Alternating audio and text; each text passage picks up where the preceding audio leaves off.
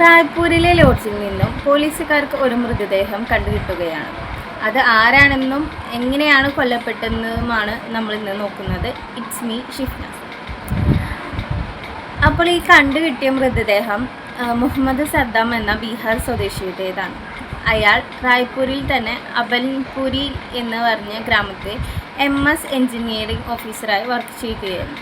ജോലിയുടെ ആവശ്യത്തിനാണ് റായ്പൂരിൽ വന്ന് താമസിച്ചിരുന്നത് അയാൾ അങ്ങനെ ജോലിക്ക് പോവുകയും അതേപോലെ തന്നെ അയാൾ ബിലാസ്പൂരിലെ ഒരു പെൺകുട്ടിയുമായി പ്രണയത്തിലായിരുന്നു.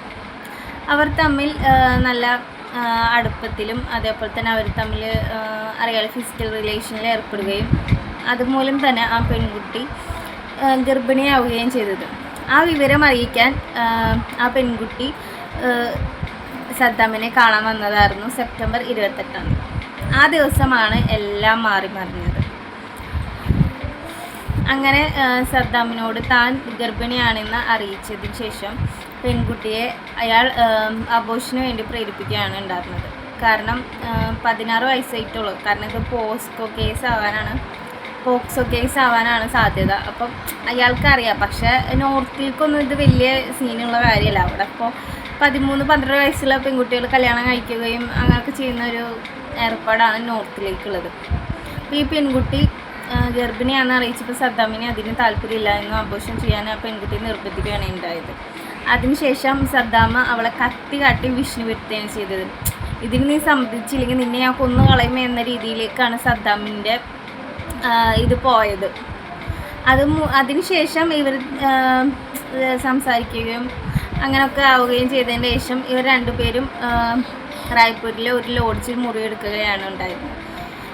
അന്നേ ദിവസം അവർ രാത്രി സദ്ദാം ഉറങ്ങി എന്ന് ഉറപ്പാക്കിയതിന് ശേഷം ആ പെൺകുട്ടി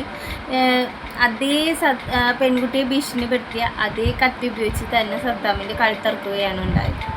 കാരണം എന്താണെന്ന് വെച്ചാൽ ഇനിയും ഇയാൾ ജീവിച്ചിരുന്നാൽ തന്നെ എന്തെങ്കിലും ചെയ്യും എന്നുള്ള ഒരു പേടി മൂലം ആ ഒരു നിമിഷത്തെ ഒരു ബുദ്ധിയില്ലായ്മ മൂലം ആ പെൺകുട്ടി ചെയ്തത് അയാളെ കൊല്ലുകയാണ് ഉണ്ടായത്. അതിനുശേഷം ആ പെൺകുട്ടി അവിടെ നിന്ന് സദ്ദാമിൻ്റെ ഫോൺ കൊടുത്ത് തെളിവ് നശിപ്പിക്കാൻ വേണ്ടിയിട്ട് ആ ലോഡ്ജിൻ്റെ മുറിയുടെ വാതിൽ പൂട്ടി പോവുകയാണ് ഉണ്ടായത്. സ്വന്തം നാട്ടിലേക്ക് മടങ്ങാൻ തീരുമാനിക്കുകയാണ് ആ പെൺകുട്ടി. ആ പോകുന്നതിൻ്റെ ഇടയ്ക്ക് റെയിൽവേ സ്റ്റേഷനിലേക്ക് ആ താക്കോലെറിഞ്ഞ് ആ തെളിവ് നശിപ്പിച്ചു. അതിനുശേഷം ആ പെൺകുട്ടി തൻ്റെ നാടായ ബിലാസ്പൂരിലേക്ക് വണ്ടി കയറുകയാണ്.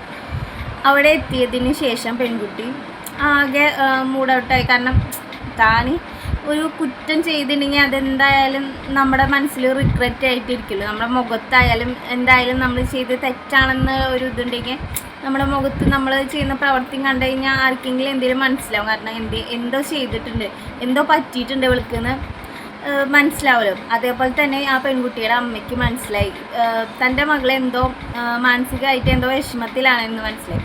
അപ്പോൾ ആ അമ്മ ആ പെൺകുട്ടിയുടെ അടുത്ത് ചെല്ലുകയും എന്താണ് സംഭവിച്ചതെന്ന് പെൺകുട്ടിയോട് ചോദിക്കുകയുണ്ട്. അതിനുശേഷം പെൺകുട്ടി അമ്മയോട് ഉണ്ടായ എല്ലാ കാര്യങ്ങളും പറഞ്ഞു കൊടുക്കുകയാണ് ഉണ്ടായത്.